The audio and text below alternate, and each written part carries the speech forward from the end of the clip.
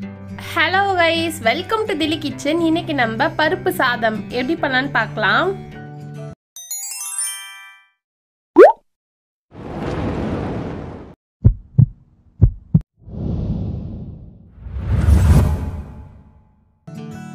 குக்கர்ல 4 table spoon அளவுக்கு oil சேர்த்திருக்கேன்.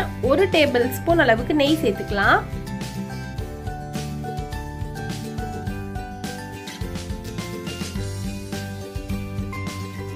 எண்ணெய் நெய் சூடானதும் ஒரு சின்ன பீஸ் பட்டை, 2 கிராம்பு, ஒரு ஏலக்காய், ஒரு பிரியாணி இலை சேர்த்திருக்கேன்.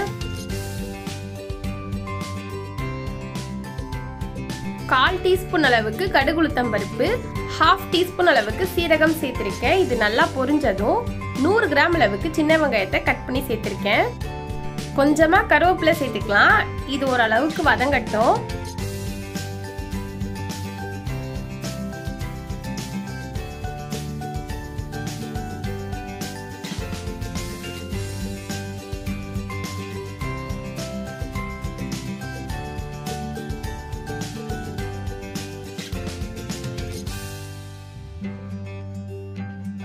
வெங்காயம் இந்த அளவுக்கு வதங்கினதும் 4 காஞ்ச மிளகா சேர்த்திருக்கேன். உங்களுக்கு காரம் கம்மியா வேணும்னா 2 காஞ்ச மிளகா சேர்த்துக்கோங்க.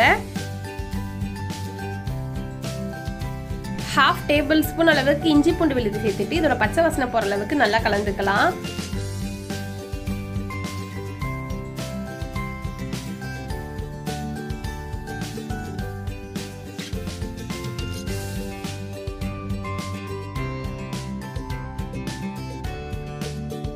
இஞ்சி பூண்டு விழுதோட பச்சை வாசனை போயிடுச்சு. இப்போ நான் ஒரு மீடியம் சைஸ் தக்காளியை கட் பண்ணி சேர்த்திருக்கேன்.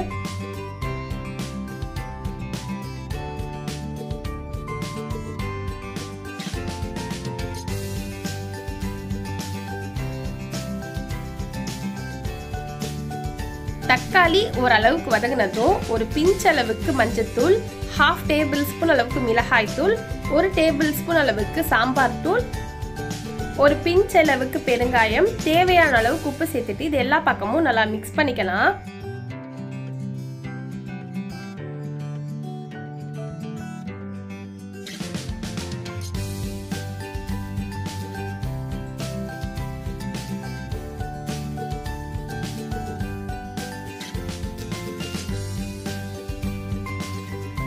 வெங்காயம் தக்காளி இந்த அளவுக்கு வதங்கினதும் ஊற வச்ச அரிசி பருப்பு சேர்த்துக்கலாம். அரிசி பருப்பு இது ரெண்டும் சேர்த்து எனக்கு 1 கப் அளவுக்கு வந்திருந்தது. 200 கிராம் அளவுக்கு அரிசி எடுத்திருந்தேன். 50 கிராம் அளவுக்கு துவரம்பருப்பு எடுத்திருந்தேன். அரிசி பருப்பை வாஷ் பண்ணிட்டு ஒரு அரை மணி நேரமாச்சும் ஊற வச்சுக்கோங்க. அரிசி பருப்பு இது ரெண்டும் சேர்த்து எனக்கு 1 கப் அளவுக்கு வந்திருந்தது. இதுக்கு 2 கப் அளவுக்கு நான் தண்ணி சேர்த்துக்கிறேன். தண்ணி சேர்த்து எல்லா பக்கமும் மிக்ஸ் பண்ணிட்டு மூடி வச்சு 2 விசில் வரைக்கும் வேக வச்சுக்கலாம். 2 விசில் வந்ததுக்கு அப்புறம் உடனே குக்கரை ஓபன் பண்ணாதீங்க. பிரஷர் நல்லா போனதும் குக்கர் ஓபன் பண்ணிக்கலாம்.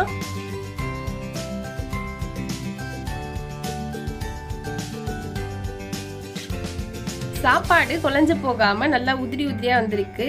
இப்போ 1 டேபிள் ஸ்பூன் அளவுக்கு நெய், கொஞ்சமா கொத்தமல்லி தூவிட்டு எல்லா பக்கமும் மிக்ஸ் பண்ணிக்கலாம். உங்களுக்கு ரொம்ப டைம் இல்லை, சிம்பிளாகவும் அதே சமயம் டேஸ்டாகவும் ஒரு ரெசிபி ட்ரை பண்ணணும்னு நினச்சிங்கன்னா கண்டிப்பாக இந்த சாதத்தை ட்ரை பண்ணி பாருங்கள். லஞ்ச் பாக்ஸுக்கெலாம் பர்ஃபெக்டான ஒரு ரெசிபியாக இருக்கும். இந்த ரெசிபி உங்களுக்கு பிடிச்சிருந்துச்சுன்னா லைக் பண்ணுங்கள், ஷேர் பண்ணுங்கள். நம்ம தில்லி கிச்சனை சப்ஸ்கிரைப் பண்ணிக்கோங்க. மறக்காமல் பெல் ஐக்கான் ப்ரெஸ் பண்ணிக்கோங்க. இந்த ரெசிபி அப்படின்னு சொல்லிட்டு கமெண்ட் செக்ஷனில் சொல்லுங்கள். தேங்க்யூ.